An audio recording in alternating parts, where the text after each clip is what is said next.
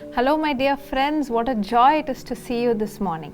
Hello मेरे प्यारे दोस्तों, आज सुबह आपसे मुलाकात करके बड़ी खुशी हो रही है। Today is celebrated as the International Women's Day. आज इंटरनेशनल वुमेन्स डे मनाया जाता है। I wish all the women who are watching this program a wonderful and a blessed Women's Day. इस प्रोग्राम को देखने वाली सभी महिलाओं को मैं बहुत ही आशीषित वुमेन्स डे की बधाइयाँ देती हूँ। May you continue to be a blessing to your family and to your friends. निरंतर आप अपने परिवार और अपने मित्रों के लिए आशीष बने रहिए। Today the Bible verse is taken from Psalms chapter 115 verse 15. आज का प्रतिज्ञा का वचन भजन संहिता 115 वचन 15 से लिया गया है। May you be blessed by the Lord who made heaven and earth. ये वचन कहता है, यहोवा जो आकाश और पृथ्वी का करता है, उसकी ओर से तुम आशीष पाए हो। Today the Lord promises that He is going to bless you abundantly. आज परमेश्वर आपसे प्रतिज्ञा करते हैं कि वो आपको बहुतायत से आशीष देंगे। We read in the book of Numbers, हम गिनती की किताब में इस तरह से पढ़ते हैं May the Lord make His face to shine upon you. कि परमेश्वर अपना मुख आपके ऊपर में चमकाए। The same way the Lord's face is going to shine upon you and your family. इसी तरह से आपके और आपके परिवार के ऊपर परमेश्वर का मुख चमकते रहेगा। So what does this mean that the Lord's face is going to shine upon you? इसका क्या मतलब है कि परमेश्वर का मुख हम पर तेजोमय या प्रकाशमान होगा? I always imagine that when we are in our home or when we are in our,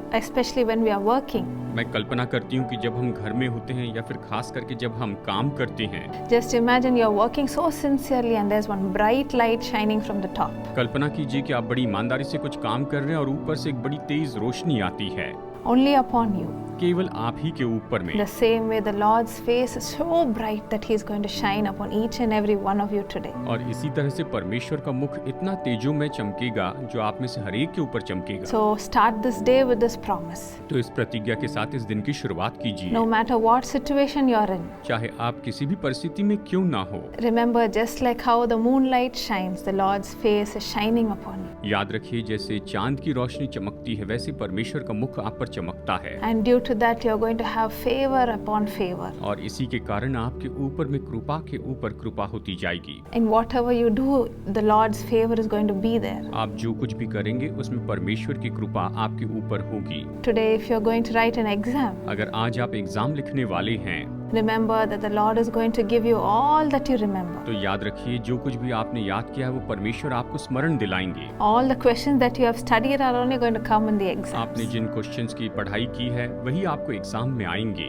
So do not be afraid. इसलिए आप डरे नहीं। Don't think that there's nobody with me. ये मत सोचिए कि मेरे साथ में कोई भी नहीं है। Even in your workplace, if you're going through difficult times, आपके दफ्तर में अगर आप मुश्किल समय से जा रहे हैं, just remember to look up and say, तो याद रखिए कि आप ऊपर देखकर ये कहें, Thank you, Lord, for your face is shining upon me. धन्यवाद प्रभु कि आपका मुख मुझ पर चमक रहा है। And because of that, the Lord is going to bless you, the same Lord who made the heaven and the earth. और इसी तरह से परमेश्वर आपको आशीष देंगे। वही परमेश्वर जिसने आकाश और पृथ्वी को बनाया वो आपको आशीष देंगे। So, my dear friends, the Lord is going to bless you, the same Lord who made the heaven and the earth. तो मेरे प्यारे दोस्तों, जिस परमेश्वर ने आकाश और पृथ्वी बनाई है वो आपको आशीष देंगे। Let's receive this promise from the Lord. आइए प्रभु से ये प्रतिज्ञा प्राप्त करते हैं। Lord Jesus, today I thank you for your face is shining upon your dear children. प्रभु हम धन्यवाद करते हैं कि आपका मुख आपकी संतानों के ऊपर चमक रहा है। Lord, I see so many people who are having a hard time at their workplace. मैं देखती हूँ प्रभु कि बहुत से लोग जिन्हें दफ्तर में बहुत सी मुश्किलें हो रही हैं। Lord, every time they are going through difficult situations, प्रभु जब भी ये मुश्किल परिस्थितियों से जाते हैं, let them look up to you, Father. प्रभु ये आपकी ओर देखने पाए। Let them know that your face is shining upon them. प्रभु ये जाने कि आपका मुख इन पर चमक रहा है।